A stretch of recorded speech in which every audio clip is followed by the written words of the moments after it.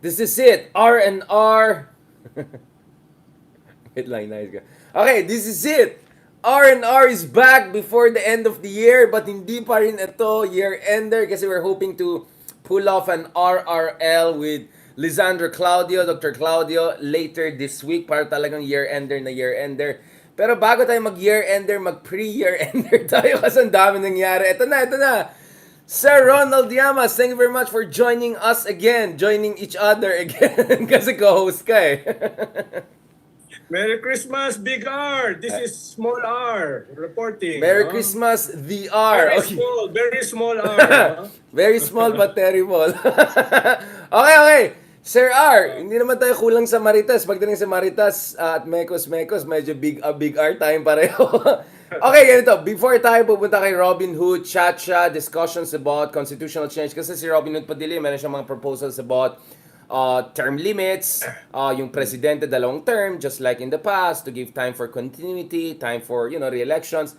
At the same time, of course, Martin Romualdez is also talking about charter change. Of course, we know, ang context naman nun is to prevent siguro the Duterte's coming back, right? But let's keep it for the next episode. This episode, dahil ang dami mga nagsasabi parate, bakit kayong dalawa ni R&R, di ba strategies kayo, puro mga pinag-usapan nyo lang, unity. Eto na, pag-usapan natin na opposition. Okay. Katulad ng alam natin, may nag-tweet yata yung sa mga kaibigan natin, may fellow Cordilleran, if I'm not mistaken, has tweeted the picture recently showing the new face of the opposition. Or is it new? What's going on, Sir Ronald? Kamusta ang opposition? Pag-usapan natin. Yung binabanggit mo yata ang picture, yung pinadala ni Liberal Party Secretary General Teddy Bagilat. Boom! No? Parang sinasabi, there's a new opposition, no? Right. Nagko-converge, no? Right. Hindi ko sure, dahil parang Christmas party yata yan sa bahay ni Liberal Party President Edsel Lagman, no? Na maraming pumunta. Nakita ko yung kaibigan ko, si Congressman Raul Daza, nandun si Lenny Robredo, si Laila de Lima, nandun si Mar Rojas, tsaka yung anak niya, no? Na mukhang may political future na hinahanda. No? Nandun din yung si Senator Kiko Pangilinan, no? Kompleto to. Nandun din yung slate nila yata last election, no? Si Sani Matula, si Lacson, no?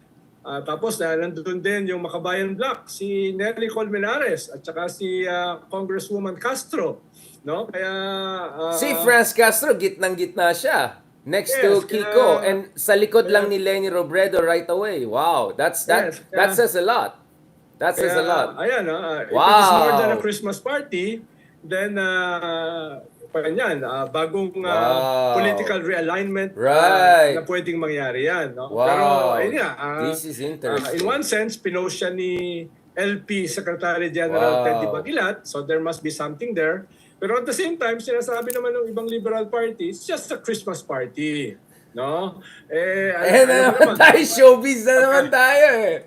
Alam mo naman, pag nag-imbita si Richard Haydarian sa kanyang Christmas party, it's more than a Christmas party. Ayan! Di naman tayo invited! It's a kabal, no? It's a kabal. Di naman tayo invited.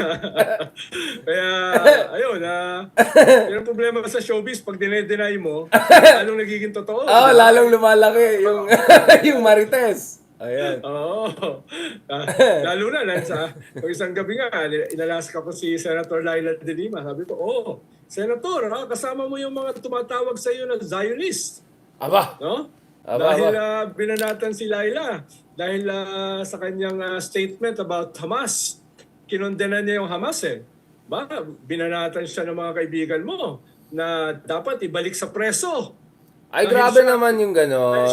Zionist. Hindi, mali naman talaga yung ginawa ng Hamas. I mean, that's even against Islam. You don't kill civilians. Mali talaga yun. That's against Islam. So, binabalansin ni Laila. Kinondena niya yung Israel. Kinondena rin niya yung Hamas. Ba, tinawag siya ng mga friends ko na Zionist. Dapat hindi ko alam. Kaibigan mo yata yung mga... Ewan ko. Dapat ibalik daw sa preso. Tapos nakita grabe naman yung cancel culture na yan. Yung mga kasama ng mga kaibigan mo, nandoon katabi niya. No?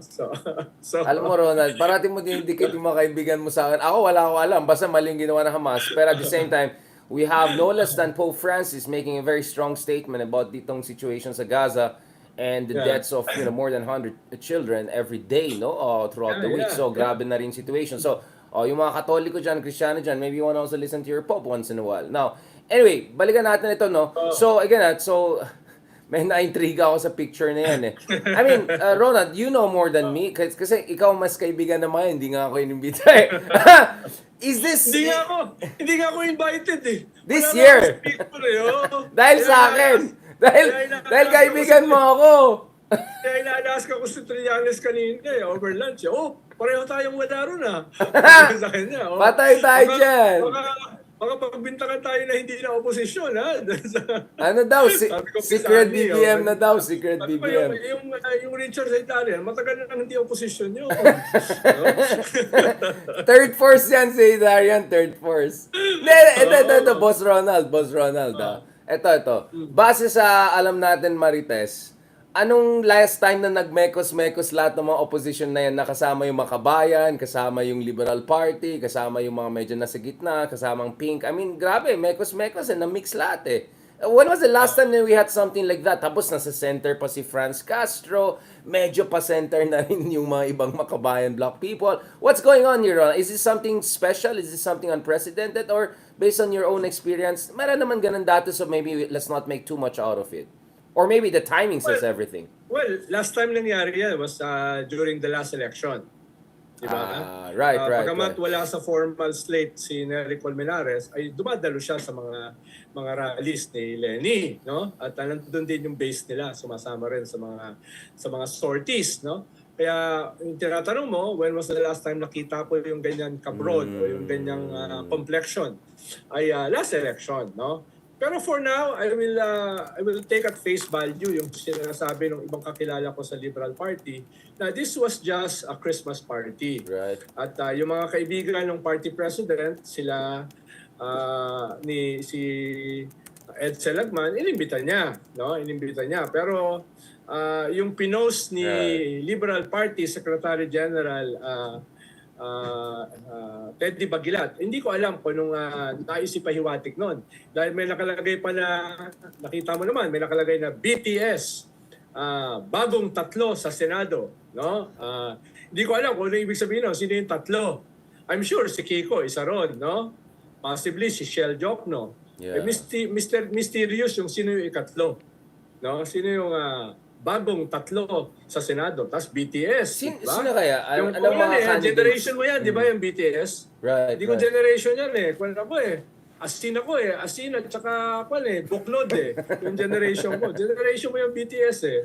Hindi, generation mo, Stairway to Heaven ba yan? Or ano yung mga Korean na talaga? Yes, Koreano.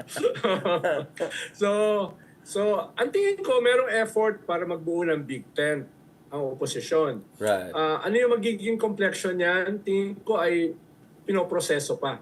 No? Right. Pinoproseso pa yan. No? At meron ba mga problema? Lahat naman ng mga efforts sa ganyan may problema. No? Lahat yan may kinks eh. Ano ko lang ay merong ganong effort to a bigger tent for the opposition, at least yung opposition last election. No? Dahil nowadays kasi hindi mo na alam kung sinong administrasyon, sinong oposisyon, Right. no? Yung pinaka-sharpest ang banat ngayon sa gobyerno, yung kanyang kaalyado yung mga Duterte, di ba? So definitely hindi na sila administrasyon. Will they be the new opposition? I'm not too sure, no? Dahil kung aabot ba sila sa 2025, I'm not too sure. No? Kaya tingin ko itong next few months will determine yung realignment going into the midterms. Sinong opposition, sinong hindi, sino yung third force katulad mo. No? Ronald, I mean, ito seryoso na tayo. Of course, anyway, of course, it's a Christmas party, etc. But, I mean, it's not like you randomly just meet everyone. I mean, Christmas time is a spiritual moment. It's a time of reflection. So I think, it's not a small deal na nagsama yung mga yan. And now we see Franz Castro, now we see Kiko Pangilinan, people that were seen as on very different side of things, especially yung panahon yun, ni Aquino, di ba? Ito yung mga bumabanat sa inyo, di ba? Yes. Grabe, pinaka-bumabanat sa inyo, mga Makabayan Bloc. And then, of course, there's that history of Digong and the Makabayan Yes. Bloc having a kind of a temporary alliance. Even during Arroyo time, di ba? There was a kind of a temporary alliance. So, medyo madugo ang kasaysayan. But now what we are seeing, Ronald, is there's a level of comfort. I mean, I'm looking at the picture here and I'm seeing a lot of bonhami, a lot of comfort level. It doesn't look like a pa-cute lang na picture. It looks like, di ba? I mean, it looks like you and me next to each other. Di ba? Yung tawanan, talagang komportable, pwede magmarites. I mean, this is something. And Ronald, don't forget, I mean, di ba last year, for Nery Colmenares to be put in the slate, there had to be, there had to be push eh. In fact, even online, I posted something that it's just natural for Nery to be there. But you know that there's some hardcore liberals na ayaw talaga sa mga yan. Kasi tingin nila sa mga yan, komunista, tingin sa kanya, mga radikalista. So, it looks like a lot has changed, no? Since last year. Sa tingin mo ba, Ronald, yung mga rabid dilawan, if I can put it that way, medyo na marginalized na because of this back-to-back. Tatlo na yung defeat nila, di ba? 2016, 2019, 2022. Do you think there's a chance na yung mga rabid dilawan, na yung mga, alam mo naman, you know who are these people, di ba? Na ma-marginalize na sila. Kasi for me, silang talagang, sila yung pinaka-obstacle to an efficient, functional opposition, to put it honest. I know their intention is good. I personally know some of these people, but kasi they're holding back the opposition. Itong cancel culture, itong insulting yung mga tao na bumoto kay Marcos and Digong, yung unwillingness to accept the reality of the matter, just blaming it all on disinformation. So actually, if you say everything is about disinformation, you're actually pushing the Bobotante, the false Bobotante narrative, right? You're just saying all voters are fools, therefore they voted ganun, di ba? So I think, do you think there's a chance these people will push aside itong mga radical, rabid dilawans and all, so that the good yellows and the pinks and the progressives and all can come together? I'm not too sure, Richard, no? Siguro may settling down na nangyayari, no? Pero marami nang nangyari this past 1.5 years, eh. Diba? Si BBM, hindi in-appoint yung kanya mga Marcos loyalists, no? Nag-appoint siya ng mga independents at some are identified with the yellows. Diba? So, mismo yung Marcos government may counting adjustment. Tapos, yung mga yellows naman are becoming less critical of the Marcos administration, no? Right. Even those identified with the Reds, no, are becoming less critical of the Marcos administration and more critical of the other half of the unit team, yung mga Duterte, di ba? Kaya Ronald, let me correct you, hindi na sila half. 1/4 lang sila. Lumiliit, nag-shrink na sila. So from different parts of the political spectrum, Right. may mga pagbabago, no? May mga pagbabago. Well, that's why it's called the spectrum. Dahil nagbabago siya, hindi naman siya solid lights, no? Nagbabago yung spectrum. At nakikita natin this past 1.5 years, yung mga pagbabago na yan, no? Ano yung magiging direction nila? Tingin ko nagsisimula pa rin mag-unfold. Hindi pa nagse-settle down, no? At yung nakita mo sa picture could be something na could solidify, Right. or it is just a Christmas party. Pero sabi mo nga, no, Christmas parties are not simply Christmas parties, no? Right. Gatherings are not simply gatherings. Pictures are not simply pictures, no? May mga meaning na ibig sabihin niya. Lalo na kung ang nagpo-post ay isang party secretary general na ginagawa sa bahay ng isang party president, no? So, pwedeng may laman 'yan, no? Pero the political spectrum is adjusting, no? This past 1.5 years. Right. From the left to the right to the middle, no? May mga adjustments. Kaya hindi ako magugulat doon sa mga changes na pwedeng mangyari, no? In the next few months. Tingin ko yung next few months will be crucial. Not only because it's an existential issue for the Duterte and to some extent for the Marcoses, Right. but also for other forces in between, no? Lalo na halimbawa yung tinatawag mong yellow opposition, almost two successive elections na wipe out sila except Yeah. Risa, na hindi naman yellow. no, na hindi naman yellow. So, Exactly. kung next election ay ma-wipe out sila uli, ay medyo delikado na yan. No? Delikado na yan. Kaya they have to get their act together, consolidate something viable, no? And kahit pa paano, hindi masiro next election. Kaya tingin ko, yun yung binabanggit ko kanina na effort to build a big tent. No? Pero kahit makabuo ng big tent, tatanungin dyan, ano bang position mo vis-a-vis the Marcos government? Ano bang position mo vis-a-vis the new opposition, the Duterte? Right. No? Ano bang position mo doon sa mga issues na nag-unfold sa ating bansa ngayon, no? Na who divide, na nakahati doon sa unit team, no? Anong position mo diyan sa pagkakahati na yan ng unit team? So maraming mga tanong for the yellow position na binabanggit mo kanina. No? Na binabanggit mo kanina. But Ronald, I mean, okay, let's Pero put kung titignan mo, Richard, wala dyan si Bam Aquino. No? Wala sa picture si Bam Aquino. What Wala are you kami. saying? You're saying he's taking the blame? He's taking the Wala kami sa blame? picture, no? Wala yung akbayan. Kaya I'm not too sure kung yan ay papunta sa isang coalition or it's just an incidental Christmas party. No? Or I mean it says a lot, incidental lang na siguro wala si Risa or wala si Bam.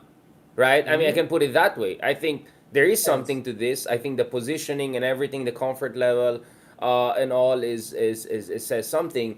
But siguro the fact that Bam is not there, you know. Or okay, ganito. Let's take the argument. Is Bam having a problem with the opposition? Is he being blamed for what happened last year? What is your understanding? So honestly, I'm not putting this on you. Baka sasabihin, ito naman si Aidan, pinapahamak. I honestly, genuinely do not know about this. I'm not too sure. Pero si Bam kasi umalis na sa Liberal Party. Nandun na siya sa Kaya Natin. No? Kasama si Shell Jokno. Tapos syempre, sabi mo nga, mahalaga kasi dyan yung comfort zone. Halimbawa, tayong dalawa, hindi tayo iimbitahin dyan dahil baka makaramdam sila ng discomfort, no? Baka makaramdam sila. Grabe ka naman! No? More sa'yo kaya sa akin. Ako naman, marami namang comfortable sa akin. Eh. Mas marami comfortable sa'yo. Eh. Thanks for making me feel loved. Alam ko naman, alam ko naman may marami tayong mga secret lovers at mga secret fans. Yung mga iba nga nag-email sa akin, nagme-message sa akin. Richard, actually agree ako sa'yo pero hindi ko sasabihin sa public. Ganun talaga. I'm not gonna name names. Kaya actually, maraming tao kilala ko sila kasi behind the scenes kausap ko sila. Pero on the record, I say, Darian, ano yan? Kaya yung mga ganyan Christmas party, I doubt kung may imbita tayo. Ayan. Dahil baka masira yung festive at biglang year. Hindi naman siguro kailangan nila magpakabait sila. Hindi, in fairness naman kasama natin sila marami dyan sa picture. Actually, kasama ko a few months ago sa Taiwan, di ba? Oo nga pala. Oo, di ba? Sila Ako Kiko, talaga, ganun. ako Oo talaga naman. ang, Ikaw ang hindi ako talaga invited. Ikaw ang hindi invited. Oo nga pala, no? Ikaw pala yung ayaw nila. In ka pala, in. No? Ronald, for all I know, the reason ayaw nila ako invite dahil sa'yo, hindi. Sabi nila, walang yan. Sasabihin ni Darian kay Ronald, My bad. No? Kayo nga pala I'm just saying. Kayo nga pala ni Christian Esguerra ay in, no? Love na love ka ni Christian. Okay, I'm just getting the record straight here in terms of yung love letters sa atin dalawa, okay? Now, just last thing on this episode, let's put on our hat as strategies. Anong mga kailangan natin makita, Ronald, para itong opposition or itong united opposition ay maging isang crystallized reality? Maybe not for 2025, but for 2028 maybe. Sorry. Ang tingin ko ay crucial yung role ng tatlong Maria diyan. Si Lenny, no? Si Laila at saka si Risa, no? Si Lenny dahil siya yung standard bearer last year at saka yung Maria pala siya, no? yung latent popularity, yung latent support na nandiyan pa rin, no? Siya pa rin yung tinitignan ng yung mga pink, no? Si Laila, dahil siya yung new kid in the block, siya yung may Mandela aura, may Yeah. Mandela moment, no? So, kung yan ay mamamaximize, meron niyang potential. At si Risa, dahil siya yung lone opposition sa Senate, and she's doing quite well, no? As the lone opposition, no? Sa Senado. Kaya yung tatlong Maria will play a crucial role. Kung magkakaroon halimbawa sila ng nationwide tour, no? Nationwide tour, listening tour, no? Right. Pwedeng yung natitira sa pink wave can be harnessed.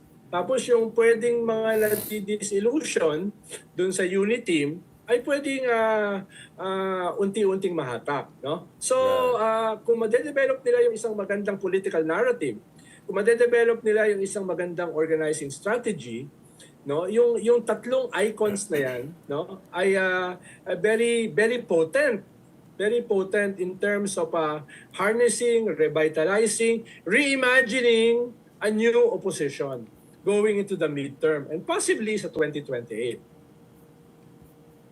Ako, I would add na siguro si Franz Castro is also quite important here. I mean, if you look at the level of parang yun nga, like pag si Franz Castro nagkaroon ng intervention, you don't see the same kind of stigma that is attached to other people of Makabayan bloc or left. You get what I'm saying?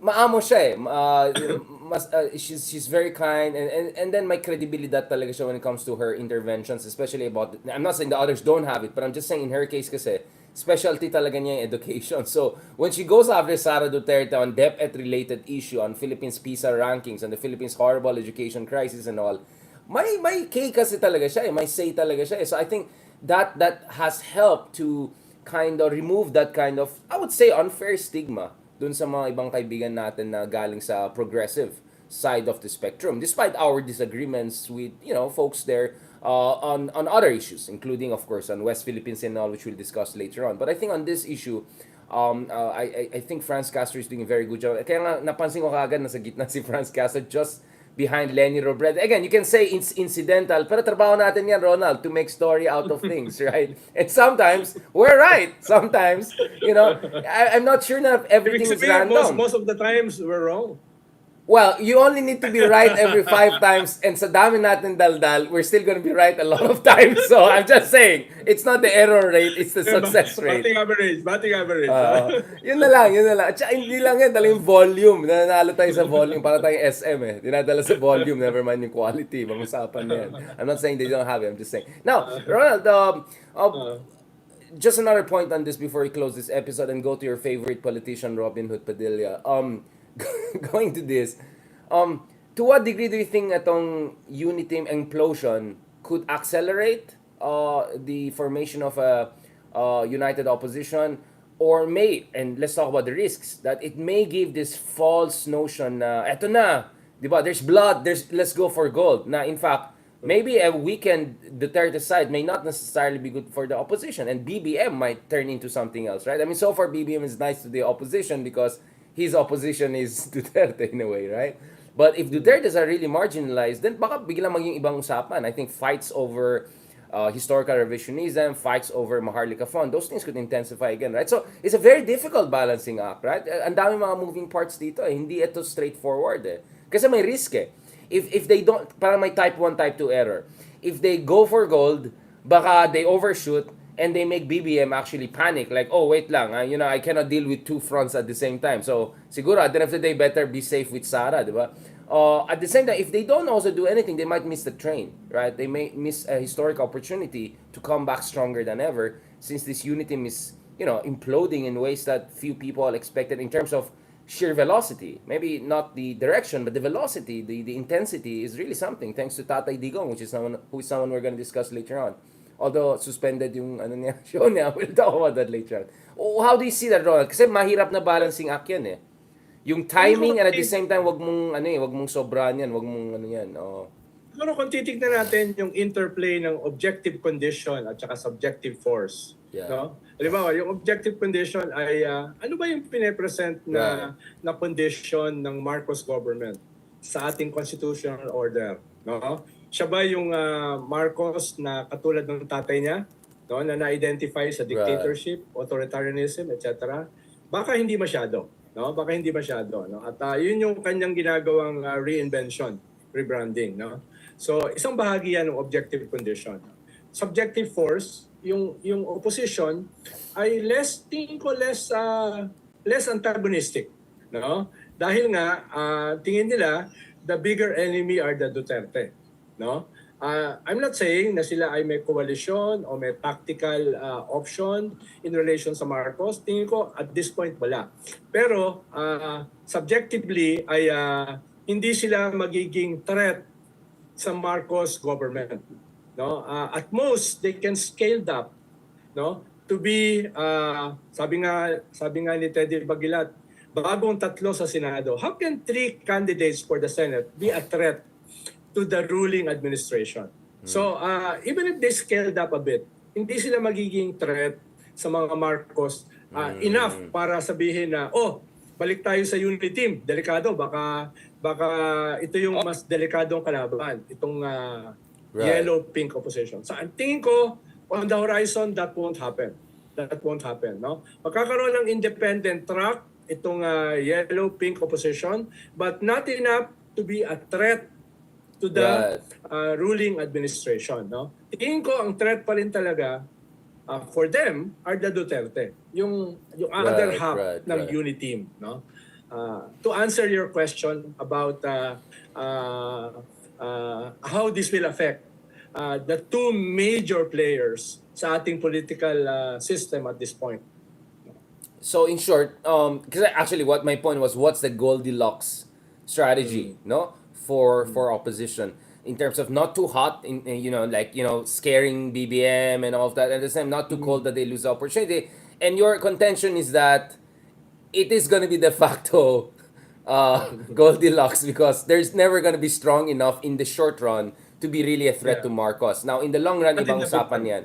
That's a very good point. Actually, I kind of see your point. And I won't be surprised if Marcos also looks at it that way. Like, may fangs sila, but they cannot bite me hard. But they can be good, useful, de facto counterbalance. Not ally, but counterbalance to Duterte's. Because at the end of the day, kung pupunta ka sa Twitter, bugbog yung mga DDS, not with the BBM supporters. It's really the pinks who are going after DDS people right now. Di ba? Ganti time na revenge time So kahit hindi sila magka-aliado ng mga Marcoses, they can have a common enemy, no? Or anong sabi ng mga kaibigan mo na Leninist? The direction of the main blow, no? The direction of the main blow. Who is the main enemy?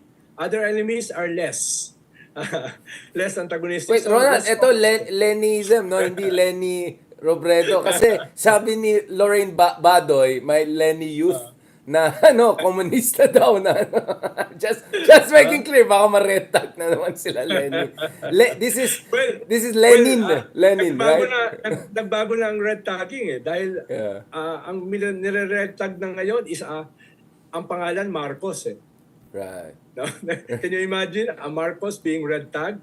No? This is happening right now. So this is Smni universe.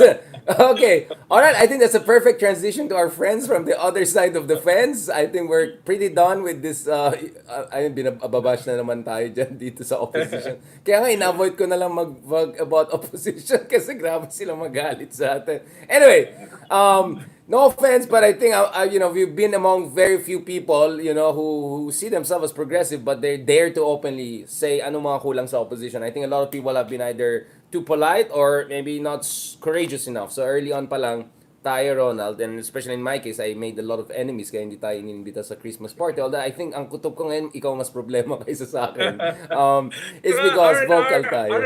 Are polite. Yeah, of course. Polite but dangerous. Okay. Muchas gracias. Thank you very much, Ronaldo, amigo. Ronaldo, that was fantastic. Let's go naman to our favorite politician of the year. Kasi malapit na tayo mag-year ender. Okay. All right. Let's go to the next one. Ito na. All right. Ito na talagang pinakainabangan ng lahat. Ronald Llamas making comments on Robinhood Padilla. Alright, before I go to Robinhood Padilla, balikan natin ulit itong semi-announcement by Speaker of the House Martin Romualdez, the de facto right-hand man of the president, if not the left-hand man, president, however you want to say it. He said something like, they're gonna work again on constitutional change. And the way I see it is, well, I mean, if papalitan nila yung constitution after 2025, if they do very well in 2025, dudurugin nila yung kabila, then they'll be in a position to change the constitution. Then, hindi na makabalik yung mga Dutertes, right? Because I keep on hearing yung mga supporters ng Duterte and Sara, gaganti kami 2028, yung mga ganun sila. Except, 2028 is not just waiting to happen. Things could change, right? So Ronald, in that context, how do you look at it? I mean, do you think that there's a good chance for the BBM camp to just, go for preemptive strike? Like, we're not even gonna give you a chance to come back. We're just gonna engineer constitutional change. I don't know, Martin will be the prime minister, BBM will be the ceremonial president after 2028, and then you give Consuelo everyone right and left to keep the thing together. And that's why 2025 elections will be extremely important, because it could change the whole constitutional architecture of the Philippines if they get what they want and the conditions permit. Now, interestingly, of course, our friend, si Robinhood, sumasakay siya ulit dito sa issue ng constitutional change. But I'm not sure he's aware of the risk for his side if this thing was... I don't think he's seeing what's happening here. But anyway, he's being a useful friend now for Martin Romualdez, because he's still pushing for constitutional change, even if this may prevent his friends from coming back to power anytime soon. How do you see this, Ronald? Well, kung titignan mo rin natin yung historical at saka political context, Richard, no? Right. This is the first time na in 1.5 years, no, ay may dalawang efforts to change the Constitution. At dalawang klaseng modalities. Last year, it was Constitutional Convention, at ngayon, it's People's Initiative. No? Right. So, medyo historic yan. That has never happened before. No? Ikalawa, makikita rin natin yung pagbabago sa posisyon ng presidente. Last year, parang hindi niya sineseryoso yung CONCON. Sabi niya, wrong timing. No? Right. Kaya hindi niya sineseryoso. Ngayon, ay medyo open siya. Ang medyo sarado pa rin, to a great extent, yung Senado. Bagamat, merong softening si Senate President Zubiri. Right. Kaya sabi niya, kailangan pang pag-aralang maigi at tignan yung mga surveys kung ito ba ay may suporta ng tao. No? So, medyo nagbabalancing act si Senate President Zubiri. So, may ganung klaseng political changes dito sa conduct ng presidente vis-a-vis itong charter changes na ito. Pero People's Initiative could be harder. Yeah. No, dahil kukuha ka ng signature at least 3% in all congressional district, tapos 12% nationwide, tapos pagbobotohan pa rin yan, no, later Right. on. So, hindi ko sigurado kung they have enough time. Although, ngayon yung last possibility na magkaroon ka ng charter change. After the midterms, mahirapan na. No? After the midterms. Pero kailangan nilang bilisan. Dahil next year kasi is almost an election year na eh. Yun nga People will be starting to campaign. October, filing ng candidacy. No? Meron ng election ban. So, alignment, realignment will begin to happen earlier. Tapos, may mga political upheavals na pwedeng mangyari. Like, papasok ba ang ICC sa second quarter next year? Right. No? Magsha-sharpest line ba yung mga Duterte against the Marcoses? Ngayon kasi medyo very sharp na yung kanilang banat. Will it become sharper? Will there be destabilization initiatives? Habang nangyayari itong chacha, habang nangyayari itong campaign period or unofficial campaign period, no? Dahil just last week, nagtatawag na ng people power Right. no? Sa Davao. No? Ang Iglesia ni Cristo ba sasama? Grabe, Which side yeah. sila sasama? No? Yeah. Tapos ngayon, na-agitate yung mga ilang mga sundalo at kapulisan dahil sa usapin ng peace talks. No? So, ang daming posibleng mangyari na pwede nating isummarize sa ating year-ender with Leloy. No? Pero yan yung nakaka-complicate dito Correct. sa Chacha. It's not happening in a vacuum. It's happening with huge conversion of events, di ba? With intense convergence of political dynamics habang nangyayari ito. No? Kaya kahit medyo tama yung timing, no? or last na timing na ito, no, for any possibility of a charter change. It is happening in a very intense, toxic political landscape. Yun nga, we're looking at scenarios here, right? Diba? I mean, Mm. I think at least what they're saying is that they're signaling that push comes to shove, papalitan nila yung constitution, come what may, to prevent the Dutertes to come back. I mean, like if they're banking on coming back 2028, there is that nuclear option, kumbaga. And then there's a more moderate, inclusive way of doing it, as you said. But that has its own logistical and timing complications, right? And debatable kung kaya nila pull off yung the non-nuclear version, let's say tactical nuclear version niya, di ba? Sorry for those metaphors. No, because this could be really consequential. You're blowing up the whole system and putting something new there, di ba? And then, of course, there's a possibility na, this actually could alienate some of the senators or make some people scared na BBM might become too strong. I think that scenario is not very likely now, but that could be the case if not BBM per se, but it's viewed like, oh, Martin Romualdez, right? He's making the most out of the BBM moment. He's pushing for his own agenda. That could create a pushback, particularly in the Senate, right? It's a scenario we're not talking about it yet because everyone is focused on the Dutertes. But I think once the Dutertes become quite weak, then everyone's gonna ask, what about the BBM camp, especially his right-hand man, who's beginning to become very, very powerful and perhaps the most powerful Speaker of the House in recent memory, as things stand. Oh, of course, Philippines, House of Cards, anything can change. But now let's go to the substance of the argument. Because so far, ang ginawa lang natin is diniscuss lang natin yung not necessarily the merits and demerits. We just discussed the timing, the logistics, the political logic to it. But in terms of merits, so Senator De Lima actually came out with a statement. She's now the speaker of the, the spokesman of the Liberal Party, and she has been very clear na hindi sila sang-ayon sa constitutional change. So this is where one area perhaps that you could see a difference of opinion between liberal opposition and the BBM camp, right? Aside from the Maharlika Fund, among others. So, eto, hindi nasasaing ang charter change. This is statement of Liberal Party on the proposed charter change. Wala nang mailagay sa kanilang plato ang maraming Pilipino. Bakit charter change ang niluluto ng gobyerno? So, in short, like, this is just a unnecessary distraction. We should focus on bread and butter issue. And yeah, we saw it in all surveys, no? At least available surveys throughout the years, na wala talagang clamor for charter change. At marami mga suspicious sa charter change, including BBM. I mean, BBM himself admitted that, a Marcos doing a charter change is not necessarily a good kind of, like in one sentence, charter change under Ferdinand Marcos is not the most reassuring sentence out there, right? So how do you look at this issue from a demerits point of view? Well, una, from one aspect, no, na nabanggit nga ni Senator Laila De Lima, merong mga mas pressing problems yung bansa. Right. Kaya mo bang ipaliwanag in a new political narrative na yung charter change will solve part of these problems? No?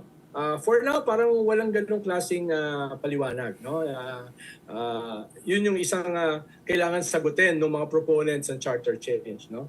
Meron ba itong magiging pagbabago sa presyo ng 1 kilo ng bigas? Magkakaroon ba ito ng epekto doon sa price ng kuryente, which is the most expensive in the region? No? Ito ba ay makakabawas sa mga warlords sa ating system? Ikalawa. So yan yung ilang mga kailangan nilang ayusin. No? Kasama dyan yung sinasabi na, does it have political or popular support? No? Dahil karamihan naman ng mga tao, katulad ng karamihan ng mga kongresista, hindi naman nababasa yung konstitusyon. No? Yun yung isa. Kalawa ay, ano ba yung gusto mong i-propose? Ito ba ay mature enough para baguhin yung political system? Dahil kahit ang paliwanag kasi ay, ang babaguhin lang ay yung economic provisions, alam naman ng lahat, no? Na para magkaroon ng suporta, kailangan maibigay ka sa mga politiko. Ano na ibibigay mo, no? Right. Lifting of term limits. Anong bibigay mo, no? Right. Na para suportahan nila yan. Right. So, yun yung quid pro quo na pwedeng mangyari. At that quid pro quo can be politically heavy, no? Para sa isang political narrative, no? You're saying there could be a Faustian pact.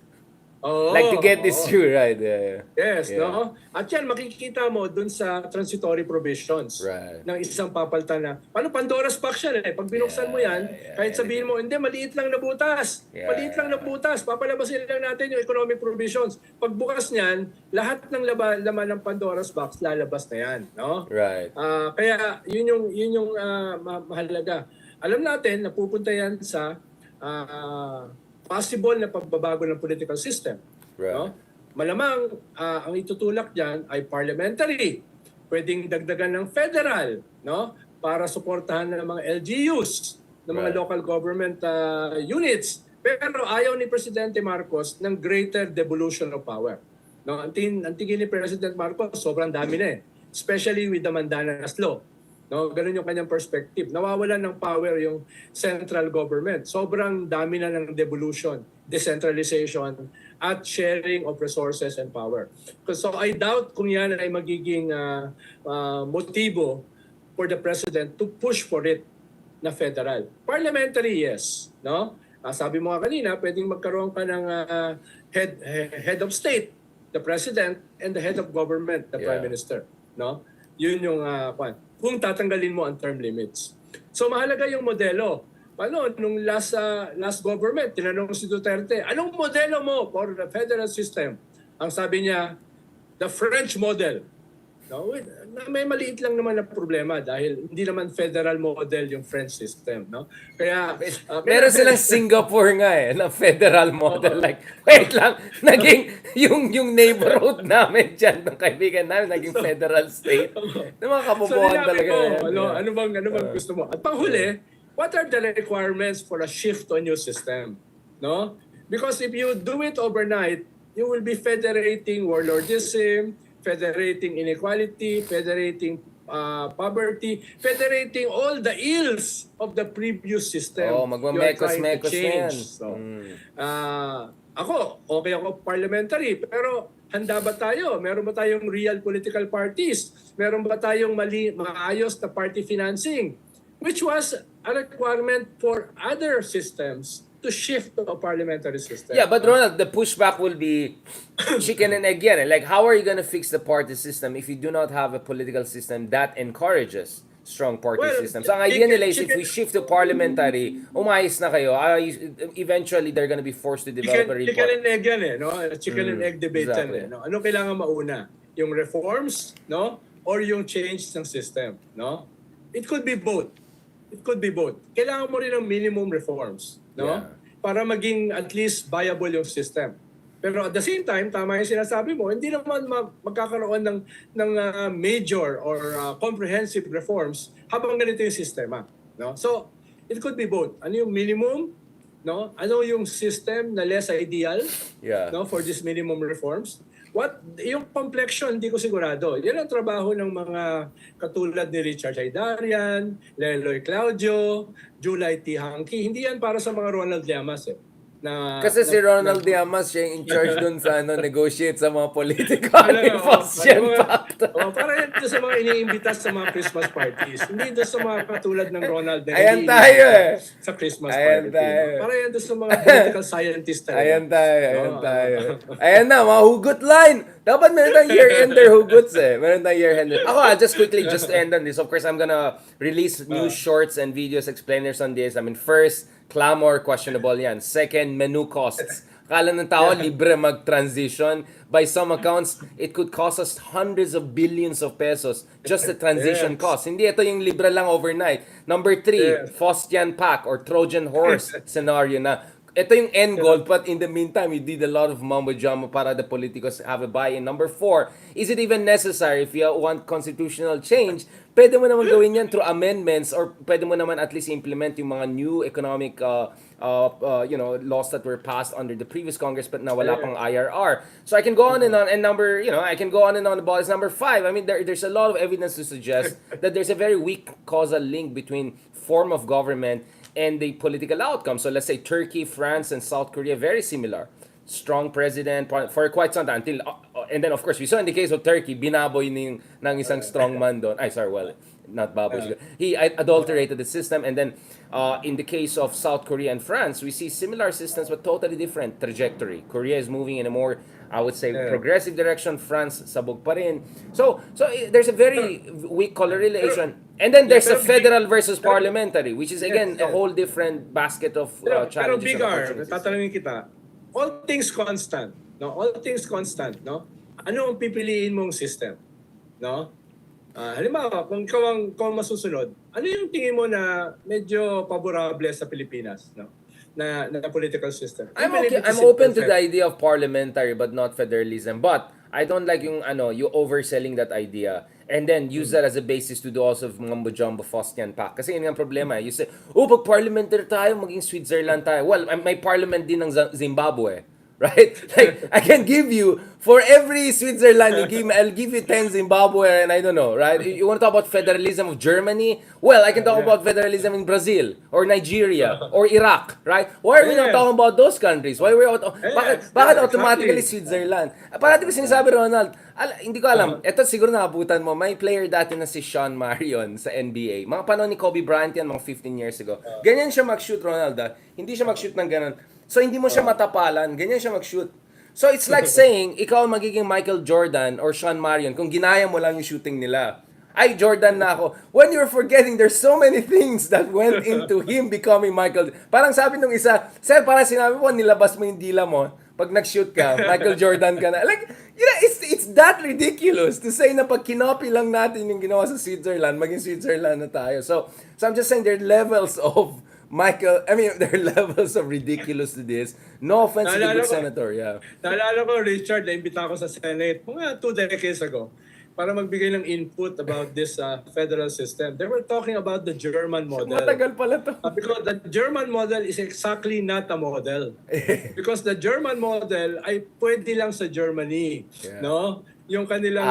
It's a very good point. Di ba? Very good point, very good point. Unang-una, Germany became a nation much later. Yeah. No? At yung reflection ng kanilang political system, federal and parliamentary, ay reflection nung kanilang kingdoms, no? Separate kingdoms before they became a nation. Right. No? So, ang hirap gayahin siya as a model.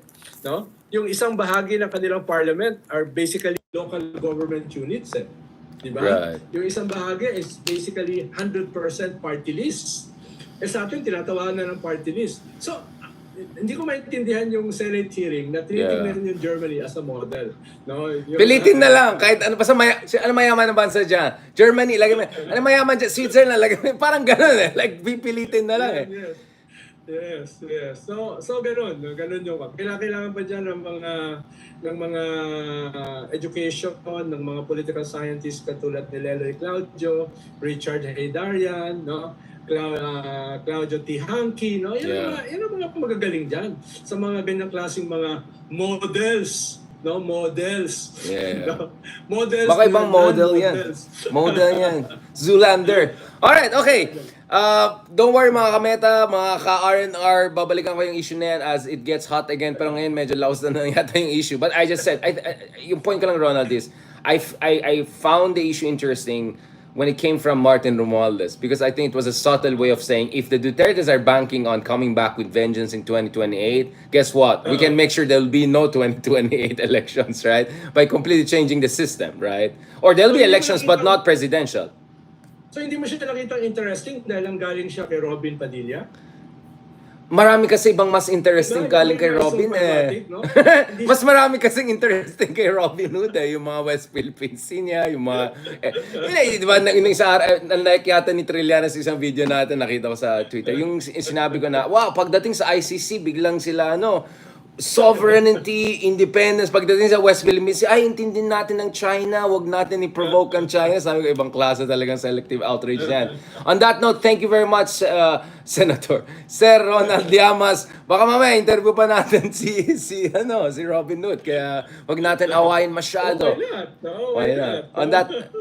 On that note, thank you very much, sir. And ang next episode, pag-usapan naman natin ang pinakaminamahal na tatay ng Davao, na si Tatay Digong, at kanyang show na suspended ngayon. So pag-usapan natin yan. Thank you very much, sir. Thank you. Thank you. Gusto mo magtubig? Magpalit lang muna ako ng jacket. Nainitan ako dito eh. Oh, one second. Magmukha tayong ibang episode. Oh, kunyari, ibang year ender. Aba, may jacket pa ako. Pagkasuot lang. Yung gray.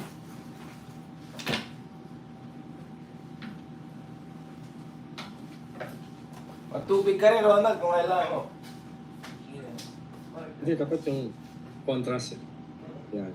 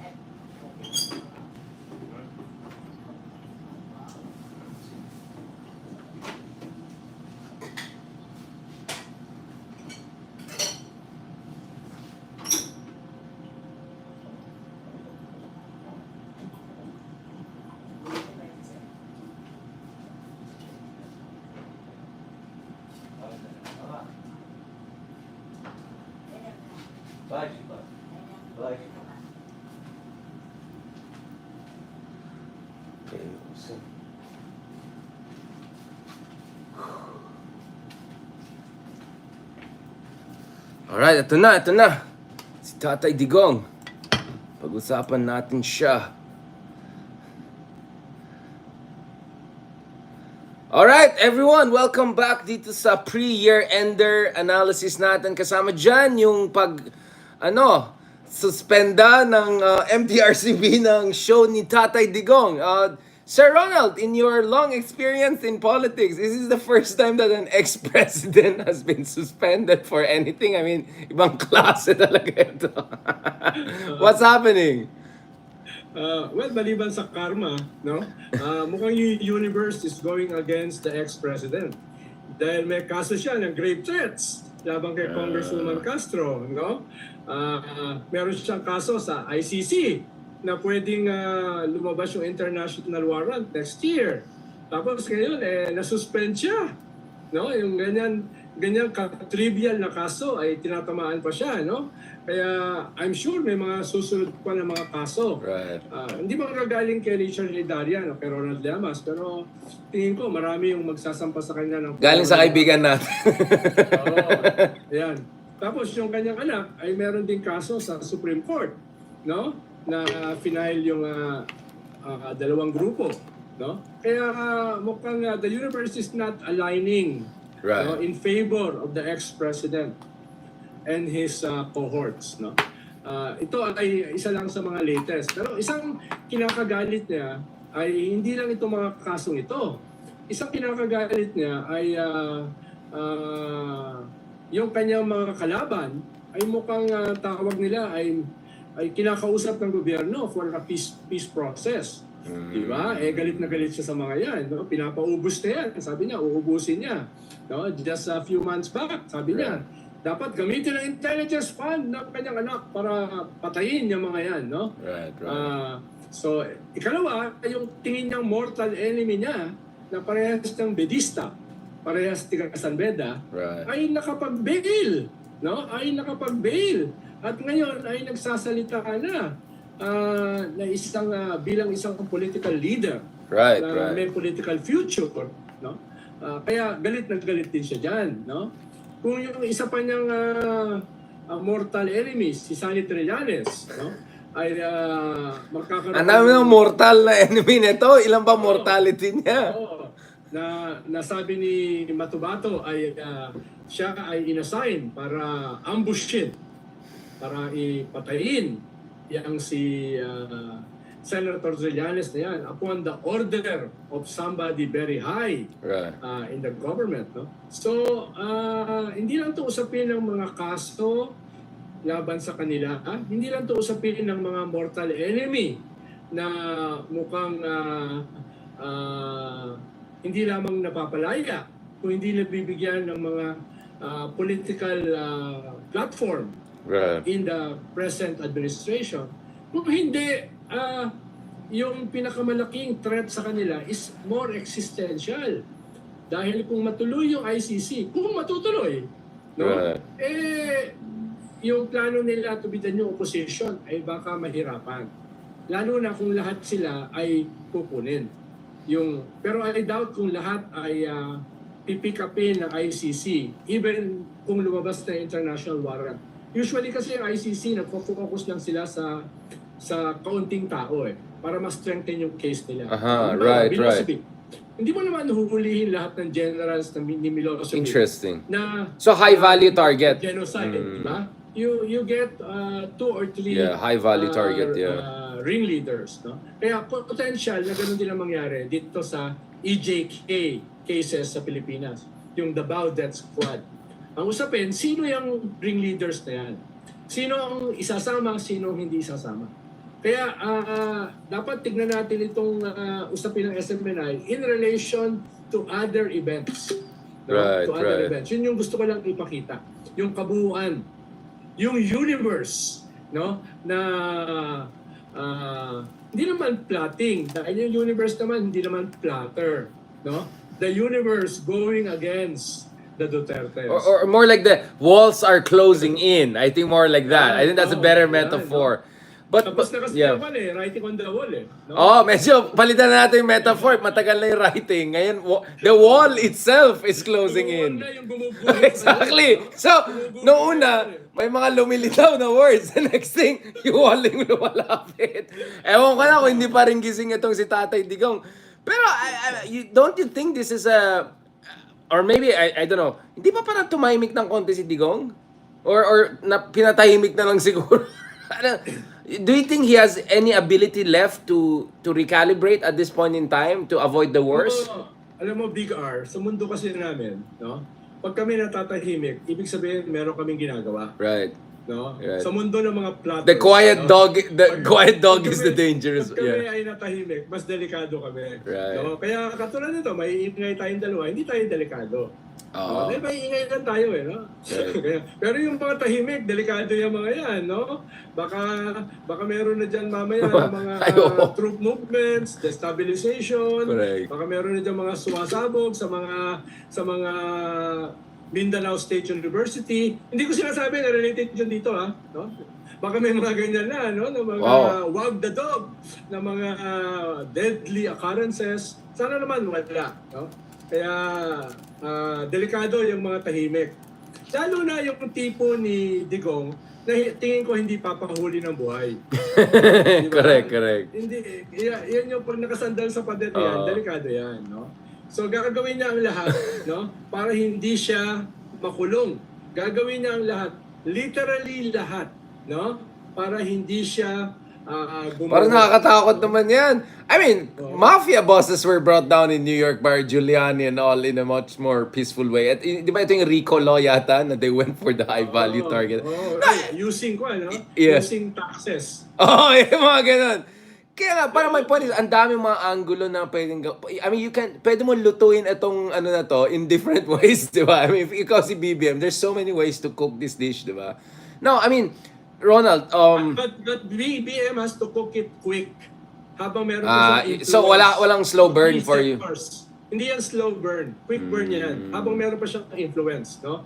Hindi ko i-underestimate si Digong, no? May utak yan, no? May utak, may ruthlessness. And for now, he still has the wherewithal, no, to do great damage to his enemies, no? Pero in a year's time, yung wherewithal na yan, mawawala na. dramatically. So kung may gagawin siya, he has to do it in the next few months. Or not to do it at all. Ako kasi, this is where probably I disagree with you a bit. Ang point ko naman is, I think time is on BBM's side in a sense that, yes, he's gonna be a lame duck in 2026 or 2027. But he has 2025 to really ram this through, right? Especially if they dominate the elections big time. Within 6 months after the elections, they can come. Really, lalo kung talong-talo yung kabila, di ba? So for me, the crucial years is 2024, 2025. I think this is where BBM can really leave a mark on the Philippines political landscape. And I think the ICC issue will be resolved within that period, or at least we'll see major development on the ICC front in this period of 2024-2025. We correctly saw Leila de Lima getting freed within this year, right? We have been saying this throughout the year. With Leloy separately, you and I have been saying na mariresolve yan within the next 6 to 8 months. We kept on saying it. It happened even earlier slightly. So my sense is 2024-2025. This is also going to be a strong year for BBM because I don't see any real competition from any other side. Do you think the Dutertes can really put off a strong fight in 2025? I mean, how can they do that? Yeah, I agree with you, no? Na ang window ng mga Duterte is a few months. No, ang window kay BBM is much longer. No? Yes. Pero itong next few months for Duterte, he has to do something. Habang meron pa siyang wherewithal, no? Habang meron pa siyang latent influence within some key institutions in the government, military, police, bureaucracy. Dahil Does he or is it more like mawawala na yan very soon, no? Does he? I mean, how? Sige, I get what you're saying, but let's just spell it out. Like, in what sense? Na magre-retire na yung mga generals na na-promote niya? Halimbawa, meron siyang batch sa PMA na inaalagaan. Exactly. Na hindi yan mga pushover, no? Mga 1-star, 2-star general yan. Ikalawa ay meron siyang ginagamit na peg to increase his influence. Itong anti-communist agenda, itong anti-communist strategy niya, no, na nakatulong itong peace talks ng gobyerno, no? Bakit ka magpi-peace talks? Napapabagsak na yung mga komunista. Yun yung kanyang mensahe, no? At bakit sabi nga ni Vice President Sara Duterte, why is the government making a pact with the devil? So makikita mo yung kanilang political narrative, no? Malinaw yung sino yung political target diyan, no? At malinaw sino yung gusto nilang mahatak. Tapos dito sa issue ni Badoy, to some extent nag-blink, kumurap yung gobyerno nung pinakawalan nila si Badoy after nung manifesto ng 160 ex-PMAers, no? Out of 1,200, no? Ibig sabihin it's less than 15% of ex-PMAers na pumirma. Pero kumurap, nag-blink yung gobyerno, pinakawalan si Badoy at saka si Caselli, no? So, No shoot. Really? Hindi lang ito labanan, no? Hindi lang ito labanan ng strength, eh. Usapin din ito, sino yung unang magbi-blink? Diba? Chicken game. May pagka-chicken game. Dual. Sino yung una na kukurap? So, wow. I mean, yun nga, I'm already looking at like 10 permutations of how this could turn out, diba? No, I agree. Na if you're on the Duterte side, you want to strike while the iron rod is hot, right? While on the BBM side, he has still a 1 to 2 year window. If he waits longer than that, then malalaos din siya. But on the Duterte side, which really, I think, sets a tone for our next conversation, which is on the West Philippine Sea and all, because the other angle is umiinit din yung situation sa West Philippine Sea. At alam natin, napaka-intimate ang relationship ni Digong with China, no? How do you see that angle also playing out? The superpowers are also part of this conversation one way or another. Invested din sila dito eh. Malaki yung investment nila dito in many sense of the world, di ba?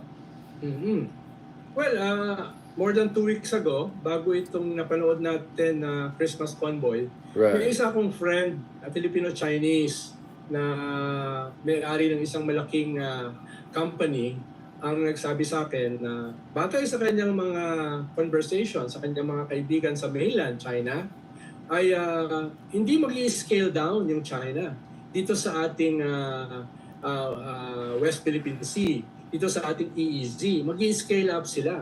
At no holds barred na sila. Short of a military confrontation, they will be very aggressive. No? Galit sila. no? Galit Right. sila, no? Siguro nakita nila ay wala na talagang opening kay BBM, Yeah. no? Burn Dati bridges na yan. Burn may bridges mga na yan. usap-usap pa, Yeah. ngayon tingin nila wala na. Almost sarado na. Tapos nakita rin nila na habang nandyan pa yung kanilang mga kaalyado, habang hindi pa dinadala sa Oo. Hague, no? Habang hindi pa May asim pa. Habang may asim pa. Oo, kailangan na nilang buhusan, no? Yeah. Kailangan na, kaya makikita mo very active itong mga assets nila rito, di ba? Makikita mo yung scaling up din, no, ng tono ng mga vloggers na pro-China, ng mga spokespersons ng mga pro-China, no, nag-scaling up sila. Sinasabi nila, itong mga Pilipino nag-provoke sa Scarborough. Sila yung dito sa Ayungin, sila yung bumunggo doon sa Navy ship, no? Binunggo ng isang napakaliit na supply ship. So mismo sila nag-scaling up. Nabasa mo yung statement ng Foreign Ministry ng China, no? Right, It's almost funny, no? Right. If it is not that dangerous, no? Nakakatawa yung statement na talagang tayo yung aggressor, no? At inuulit nila yung sinasabi nila before na may isang presidente sa Pilipinas na nag-volunteer mismo na tatanggalin natin yung ating BRP Sierra Madre. Inulit na naman yan a few days ago. Right.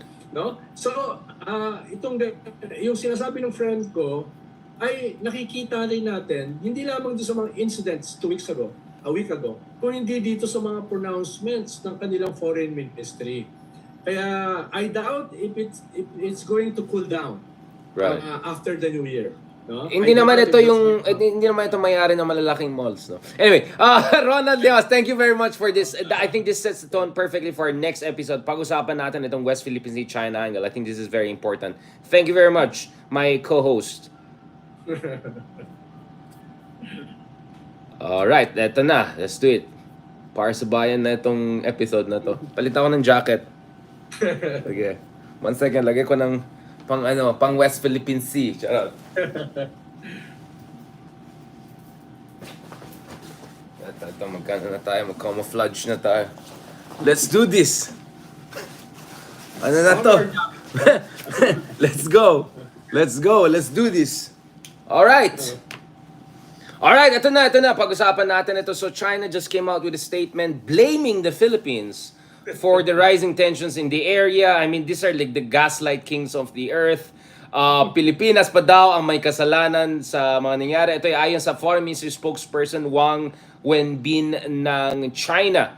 Kanina Foreign Minister, of course, maraming nainis sa kanila, including of course yung mga galing sa Pilipinas, officials in the Philippines. So J. Tariela, Commodore J. Tariela of the Philippine Coast Guard, aka Bad Boy of the West Philippine Sea. Ayon sa kanya, how can we engage you in a dialogue and consultation when your statement begins by blaming the Philippines for escalating tensions in the West Philippine Sea, accusing us of deliberately provoking China and infringing on your territorial sovereignty? How can we trust China's commitment to maintaining regional peace and stability when you deploy the China Coast Guard to use water cannons against our PCG and BFAR vessels, which are on purely humanitarian missions? And how can you claim territorial sovereignty over these waters based on the 10-dash line, which your own government decided to draw, disregarding the UNCLOS that your country also signed, not to mention, of course, the arbitration award of 2016. Let's not forget that the second Tama Shoal or Ayungin Shoal is not even a territory, it's just a low tide elevation extension of our extension of our continental shelf. So, in short, China is really drawing the line and saying, I'm not interested in any kind of compromise. How do you see this, Ronald? Kasi for me, the reason na medyo nakakatakot ito is because this is coinciding and at the same time dialectically reinforcing yung internal divisions within the Philippine political establishment. I'll be honest with you, Ronald, I'm hearing some people who are not necessarily fans of the Dutertes, but they're saying natatakot sila na itong divisions sa UNITIM will only strengthen China's hands. That this has to be resolved in one way or another, even if that means cutting the umbilical cord between the VP and the father. If the father is a troublemaker, this daughter really has to stay away, because I think some quarters are thinking they can still keep Sarah on the good side, or at least on the sane side, and cut off the father and tell her, wag mo i-drag down yung daughter mo. How do you see this happening? Kasi yun nga, dito talagang Philippines is very unique. I cannot think of any other country whereby the superpowers are directly influencing and invested in and being also affected by really fights at the highest level, highest echelons of power. Well, sabi nga nung isang one of the richest Filipinos, no, a few days back, no, na yata yung may-ari ng biggest mall system sa Pilipinas. No? Anong sabi niya na hindi makakatulong itong escalation na ito, no? Right. Kailangan natin mag-step back at tignan ano yung magiging epekto nito sa ating economy, no? Bagamat ang focus nga ay economy. Tapos yung binabanggit mo, yung epekto nito sa ating political dynamics, no? Duda ako na maghahati yung mag-ama, yung Vice President at saka yung Ex-President sa issue ng West Philippine Sea, sa issue ng China. Duda ako. Tingin ko beyond the point na sila na maghihiwalay. Mas ang panila ngayon is a common survival. Kahit marami silang issues sa isa't isa. Tingin ko ngayon ay common survival na yung nagbabind sa kanila. At tingin ko for now ay hindi yan madidivide ng issue na napaka-significant issue like the West Philippine Sea or China. No, yun yung isa. Right. Pero at the same time, ang tingin ko, China won't cross the line militarily. At least not yet. Not yet, no? Tingin ko not for the next few years. Ang problema is accidents happen. No, yun yung problema. Kung merong mangyaring aksidente, no? Not necessarily between China and the Philippines, kung hindi an accident between our allies and China. No? Yun yung dali. Kaya doon nag-worry yung ibang mga ASEAN friends natin. Doon nag-worry ang Malaysia, doon nag-worry ang Singapore. No? Ang problema naman doon sa ating mga friends sa ASEAN, halimbawa, ang Singapore naman ay wala namang territorial dispute. At beneficiary sila ng financial transactions, massive financial transactions with China. Yung Malaysia naman, no, ay bagamat meron din silang counting claims, no. Eh, ang daming big ticket projects with China, no. Kaya sa ngayon medyo circumspect sila about itong nangyayari. Ayaw nilang madamay sa gulo, no. Kaya iba yung interest ng mga kaibigan natin sa ASEAN. Kaya for now hindi ko masyadong aasahan ng ASEAN, no. Kahit dapat magkaroon ng strong position, halimbawa sa Code of Conduct. No? I doubt kung ASEAN will go out of its way to help us dito sa ating problema with China. Pero yung buong mundo, gusto tayong tulungan. Yung buong mundo nakikisimpatya sa atin. No? Nagulat nga ako nung nabasa ko yung mga news about do sa Christmas convoy na bumalik. Ang dami, from Sweden to Italy to France to the Netherlands to Germany, etc. Dami nagpapadala. Buti na lang may instant translation ngayon, no? Kaya nagulat ako sa dami. Mas marami lumabas sa international kaysa sa local.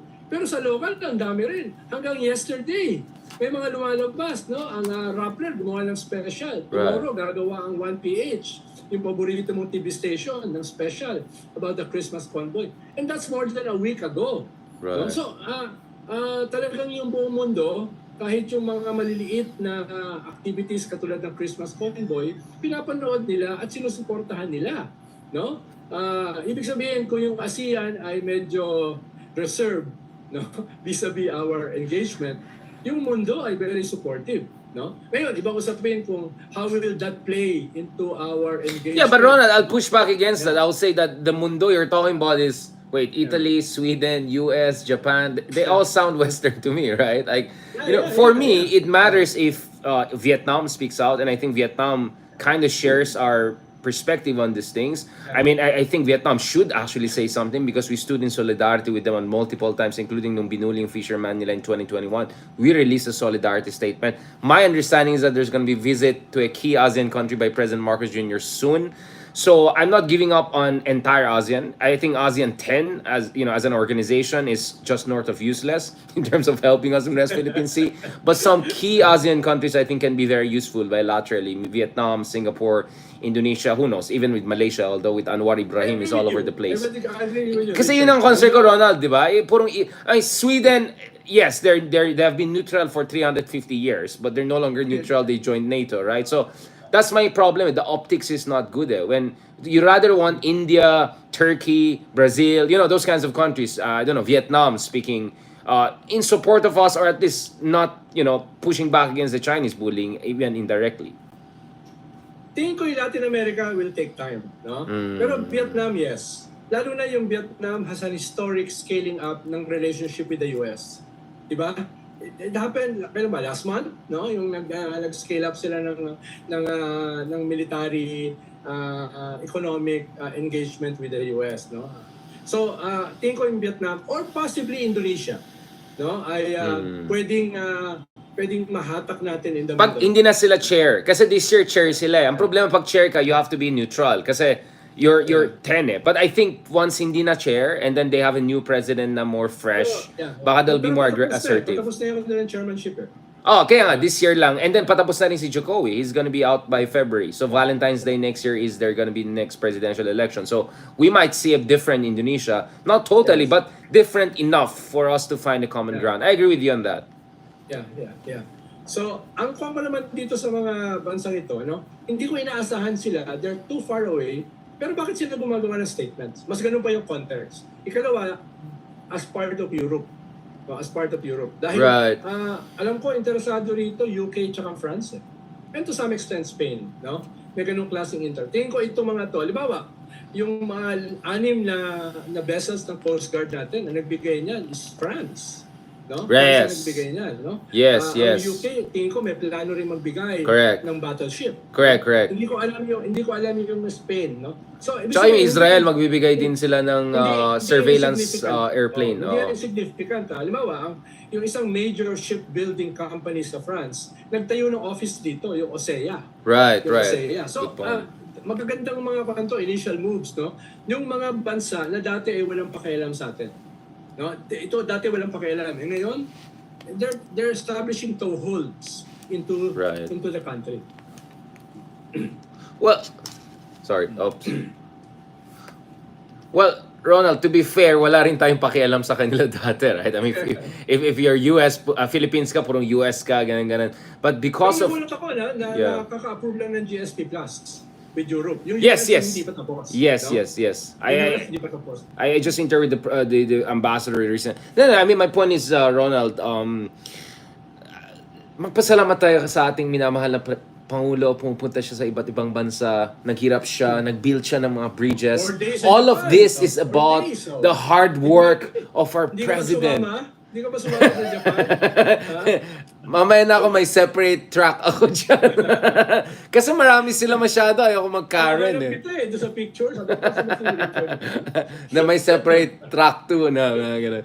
Ito. So, Ronald, you're actually, I like the point you said about Latin America. I mean, I'm very skeptical about Latin America because Latin America is very lefty, anti-USE, and China is a very big player there. So, mahirap yan. But I think it's worth a shot because at least there are a couple of governments in Latin America that, yun nga eh. Kasi, I mean, Ronald, ikaw, to be honest, like, how do you feel when you hear from other ASEAN countries and all? Kayo kasi mga Pilipino, Western kayo masyado eh. Like, how do you feel about that? Because, I mean, it's true and at the same time, it's not true. It's not true in the sense that they're trying to dismiss us as being just a U.S. lackey in a way or like being too far away from them. And it's a gaslighting because we're the only one who bothers to actually stand up to China.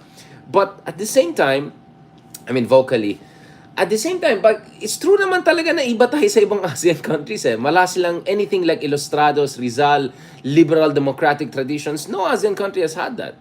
Just be brutally honest. What are the 2 other ASEAN democracies? Indonesia and Malaysia, ang layo sa atin. Ang layo-layo nila. And the little one experience we had with Thailand, hindi naman tumagal. So, we're really the only liberal democracy in this part of the world. But, we're also Latinos, right? We are Hispanic in a certain sense. And that's a very underdeveloped part of our diplomacy. I mean, how do you see that? Kasi, the reason I'm asking you is because marami kang connection rin dun sa mga Latin American left, yung mga kaibigan natin dyan, di ba? Who are, with us on many other issues. Pero parang pagdating sa China always, parang ako pa yung neo-conservative. Parang ako pa yung neo-con nila. Parang, wait lang, I'm just fighting for the Philippines' right. How does that make us neo-con, right? When I oppose the West on other wrong policies they have around the world, including in the Middle East. Well, una, yung mga attitude ng ating mga fellow ASEAN, nagbabago rin eh. Sa bagay. Nagbabago rin eh. Sa bagay, It depends yeah. on which side of of their bread is buttered on. Hindi naman lahat sila kumakain ng bread, mas rice. Pero kumakain sila ng butter lahat. So, halimbawa, during nung nag-file tayo ng case sa UNCLOS, very supportive sila. No, halos lahat sila nandun. Indonesia, Brunei, Malaysia, Indonesia, Vietnam, nandun sila, no? Very excited sila doon sa kaso. Right. No? Pero nagbabago yan, depende sa kanilang economic relationship with China. At a particular moment mataas, at a particular moment mababa. Halimbawa, nung nanalo si Mahathir sa Malaysia, no, very anti-China siya, di ba? Nung nanalo si Anwar, very pro-China. So depende rin political climate sa kanilang mga bansa, no? Katulad ng possibly mangyari sa Indonesia in the next few months. Right. So, medyo fluid din eh. Maliban sa Cambodia at saka Laos, yung mga ibang bansa dyan ay nagbabago, no? Right. Halimbawa, nung nagsalita ako doon sa Singapore Forum when I was a minister, no? Katulad ng sinasabi mo, very critical sila sa atin. Masyado kayo Western, masyado kayo ganito. No? Pero after a couple of years, very anti-China naman sila. No? Mukhang may nangyaring incident between them, no? Nagkaroon ng problema. So nagbabago yan. Depende sa political and economic climate of each country na miyembro ng ASEAN. No? Kitang-kita ko yan doon sa Mahathir to Anwar, no? Nagbago yung attitude nila. Naalala mo, kinancel ni Mahathir yung kanilang big ticket rail train project with China. Di ba? Tapos yung kanilang finance minister, si Lim Guan Eng, no, ay na persona non grata sa China. Dahil siya yung bad cop ni Mahathir noon, no? Siya yung tiga-katay ng mga ginawa na mga deals ni Najib with China. Siya yung kumatay. But Ron, I'll push back against that. I'll push back against. Binabalik ngayon ni Anwar. Ron, I actually slightly disagree with that because I see your point. Ang akin lang naman is, if you look at it, even Mahathir, right? Once he got the concessions from China, he sounded suddenly different in China. No, walang problema sa Huawei. Well, CIA spies on us. What's the problem if China does it? So, honestly, the way I see it, I completely agree with you. Na behind the scenes, they were very supportive. Pero opportunista sila eh. Nag-piggy bank sila sa atin eh. Yun ang nakikita ko ang tendency nila. They will speak out once in a while against China, but end of the day, they'll go back, they'll revert to the mean. Even Mahathir did that. Even I remember I interviewed him when he was in the Philippines. By the time he came to Manila, nag-tone down na siya sa anti-China sentiments niya. He was more saying, no, we're for investment, just high quality, ganon. Very different from his tone before, no? So, my sense is, ang problema sa mga ASEAN, including Vietnam, no? Ang tuwan-tuwa sila ng file tayo ng arbitration, pero parang pinipiggy bank lang nila yung mga hirap natin eh. Tayo nabubugbog dito sa ASEAN, tayo lang lumalaban naman talaga all the way eh. Pero ang sasabihin naman nila, kayo kasi may alliance kayo sa US, kami wala. So, I don't know, medyo mixed feeling ako dito, Ronald eh. For me, there's really a streak of opportunism there, if not slight cowardice, I would say, no, on the part of some of our partners and friends in terms of showing solidarity. I'll be honest, I love ASEAN, but I have to be honest about this. Ito rin naman yan, Richard. Bawa, nung kausap ko yung mga Vietnamese, sabi nila, pagkatapos nyo mag-file, kami naman ang susunod. No? 2024 na, hindi pa sila nagpa-file. No? Dahil nung na-meet ko sila last year, sabi ko sa kanila, magpa-file ba kayo? Sabi niya, hindi na. Dahil panalo na kayo okay na yan. At saka marami kami ngayong economic deals with China eh. Maraming mga umaalis ng mga companies from China sa Vietnam pumunta. Kita mo, that's my point eh. At nila ng made in Vietnam para hindi that's sila, export nila. magkaroon sila ng preferential option sa US. So tama yung sabi mo, opportunism yan eh. Pero that won't change eh. Hindi yan magbabago eh, no? Sino ba namang bansa dito sa ating region yung tatayo based on principle, based on ideology, no? Based on friendship. No, but Ronald, so I think we now kind of have a common understanding of this. No? Just so maganda yan, na-clear tayo doon. Now, ang akin lang naman, hindi naman ako ilusyonado. Alam ko naman na they're not gonna come out guns blazing and all, but mag-statement naman kayo ng medyo patagilid ng konti na, don't be nice to our founding member, maybe, gusto mo naman hindi masyadong bully. Yun naman, konting ganon, just a little love, yun lang. Not 10, 4. Give us 4 at least. And they're not even giving us 4, they're giving us 0. So, ang dalawang silent sa West Philippines ay ASEAN at Duterte, right? Magsama na lang sila, di ba? Oh. Pero yan, kailangan kasi nating i-strengthen din yung relasyon natin sa kanila, no? Halimbawa, kung yung Agree. BIMP IAGA with Indonesia ay nadala natin dun sa greater coordination. Meron tayong suasion kahit papano sa Indonesia to make some statements in Right. support of us. Pero walang nangyari dun sa BIMP IAGA natin, no? It became an empty shell. No? So, kailangan din meron din tayong meron din tayong kaunting toehold sa kanila eh. No? Para din sila ay magkaroon ng interest to Tama to ka, support. Ronald. May pagkakulang din tayo eh. Actually, the reason I'm saying this is because ang pansin ko dito, may mutual dismissiveness. May mga iba dyan sinasabi, Pilipinas, Western yan. Yung mga sa Pilipinas, ASEAN, pro-China lahat yan, China's lucky. You're absolutely right. This is where you and I are completely on the same board. My criticism of ASEAN is from a position of love. And ang sinasabi ko, first you have to recognize yung kakulangan ng ASEAN and be honest about it. Ayoko ng plastikan. And then let's still engage ASEAN. Not ASEAN 10, medyo walang ano yan. Pero yung ASEAN 4, ASEAN 3, ASEAN 5, yung key members, yung mga kasing founding members natin or Vietnam for that matter. And I think President Marcos Jr. I mean, how do you see Marcos Jr.'s ASEAN policy? Looks like he wants to kind of do his dad thing, no?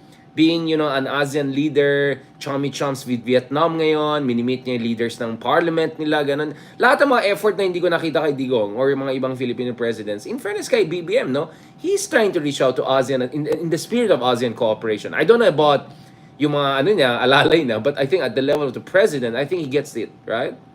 Tingin ko, kumpara kay Digong, mas seryoso si BBM sa engagement with ASEAN. Pero I still have to see a strategy. Yeah, you're right. Wala framework Right. na defining.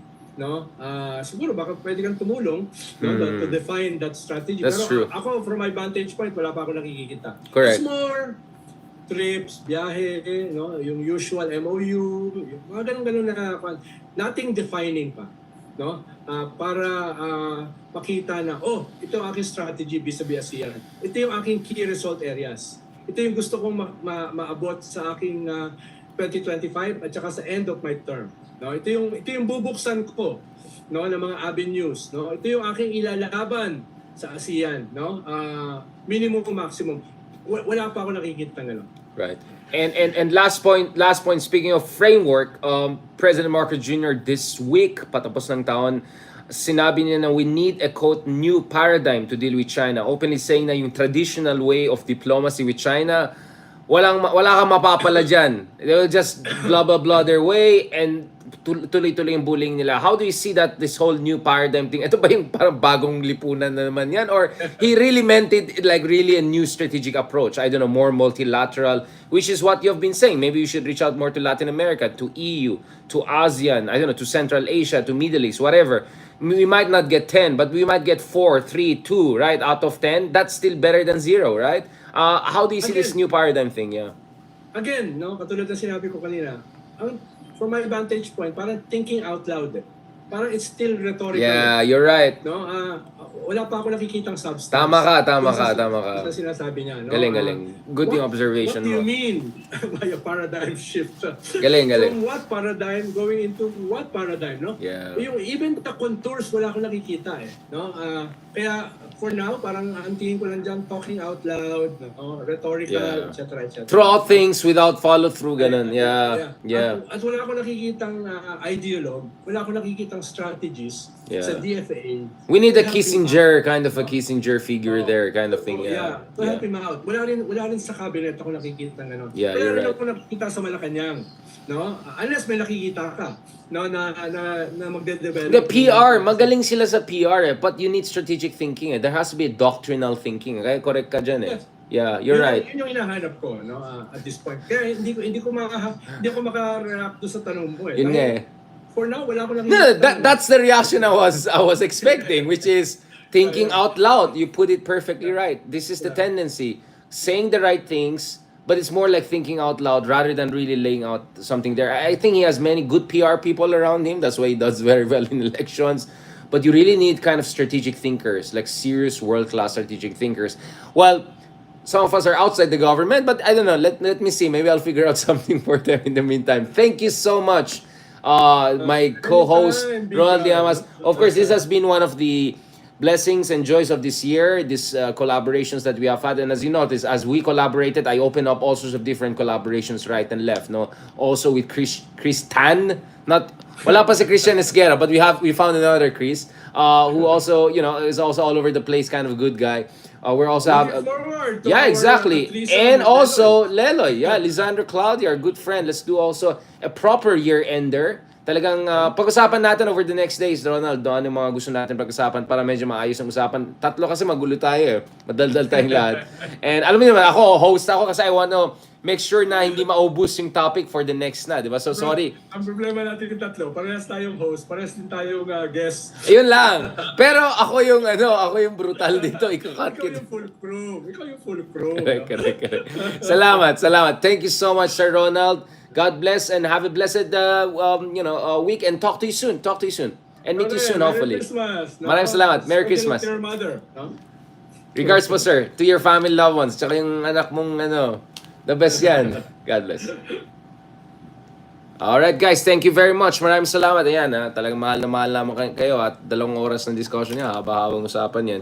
I hope you appreciate it. Ipopost ko yung finalist version nito para makikita nyo naman yung gwapo natin co-host na si Ronald Llamas. And stay tuned. We're gonna have more of collaborations with Kristan, with Lisandro Claudio, with Mark Gamboa, with all the other friends. And let's see, other people that reach out to if they're gonna be responsive. Ayaw nila, di wag, bahala sila. Okay, thank you very much. God bless. Talk to you soon. Thank you very much. God bless and talk to you soon.